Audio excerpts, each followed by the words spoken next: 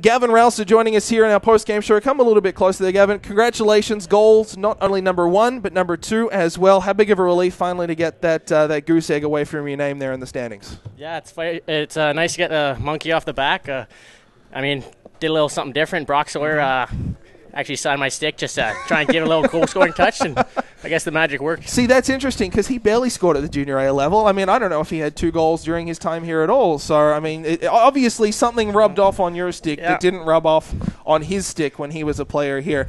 Talk us through that first goal. Not a bad way to go. A nice little snipe down the left wing there.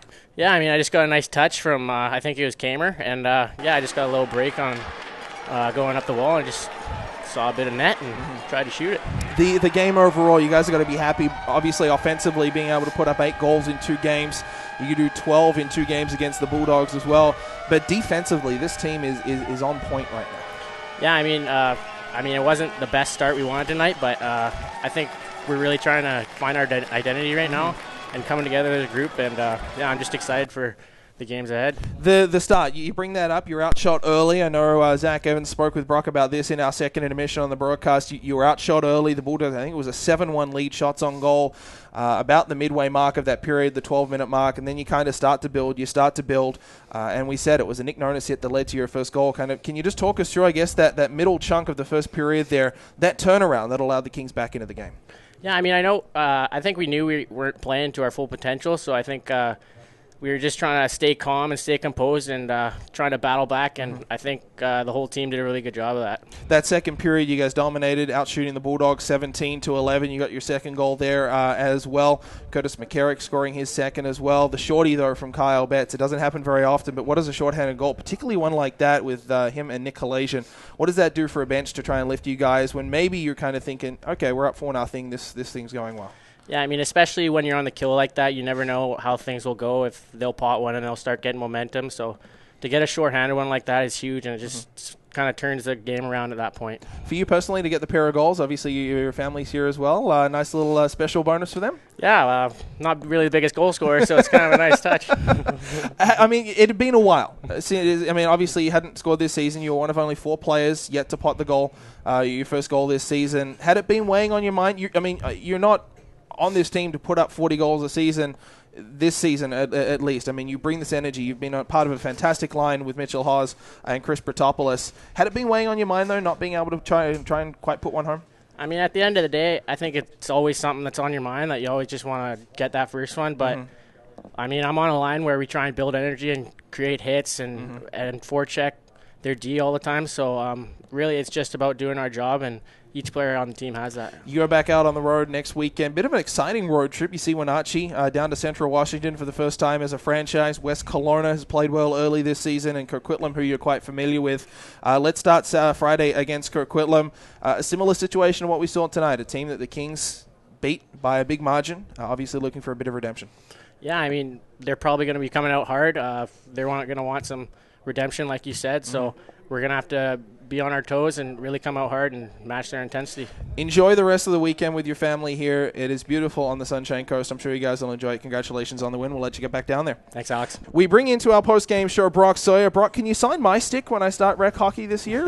Will that maybe help me put some in the back of the net? No, I don't know. I've been telling him the last couple of games, today's the day, and he just handed me a stick and said, do something, and I just grabbed a Sharpie and put a little Sawyer on it? Yeah, a little John Hancock on there, and hey, he got his first one. He came back with a big smile, and I told him to go get another one, and he did. So no, good for him. He deserves it. He's worked hard every game. So to get the monkey off his back is a nice way to do it, and especially in front of his parents. In all seriousness, I don't think we were expecting a 5-1 scoreline given the Kings' start that they had. We sort of said with Gavin, I know Zach talked with you through 40, being outshot 7-1, feet not really moving, play really messy. Talk us through the change and the evolution in that first period to find the Kings up 2-0 through 20. Well, we were just complacent in the first 20. Obviously, we knew the way we took care of business over there in Alberni that they were going to come out firing and ready to play, and we warned the guys about that, and obviously didn't get the I thought our first shift was great. We played down in their end, but then after that we kind of took our foot off the accelerator and let them take the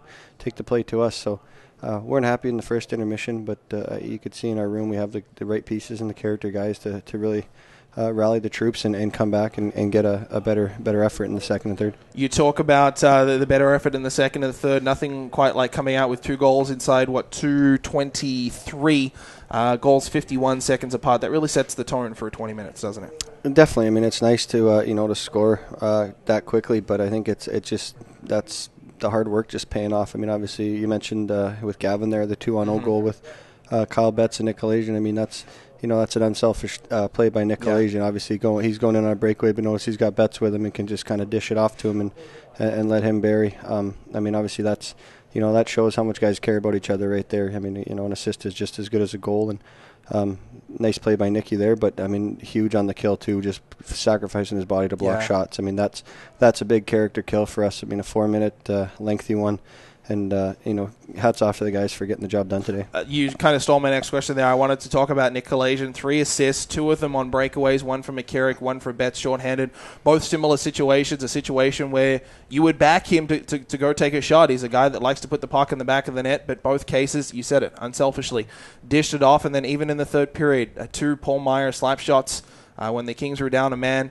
That is a booming slap shot from 27 in black, and Halasian got in the way of both of them there. He was fantastic. Yeah, I mean, and that's just what you like from your guys, obviously. Nick being a 20-year-old, his last go around here in junior hockey and wants to go out on a good note. But it's, another guy who works hard every day and deserves better. Obviously, 3 assists, he'll take that over a goal and an assist probably. But no, I mean, just a huge effort by him. Obviously, being a letter guy, it's somebody we kind of lean on to right the ship when things aren't going well after the first, and came out and played his game and walks that fine line with discipline and checks and getting under guys' skin. So he's an agitator, but he's very effective when he walks that line and plays the way he did today. I mean, it by far probably his best game this season. Steph Warnick, 27 saves for the Kings, number 35 between the pipes. It's almost a situation right now between he and Jeff Smith of, anything you can do, I can do better. And you really get the sense that these two guys are pushing each other.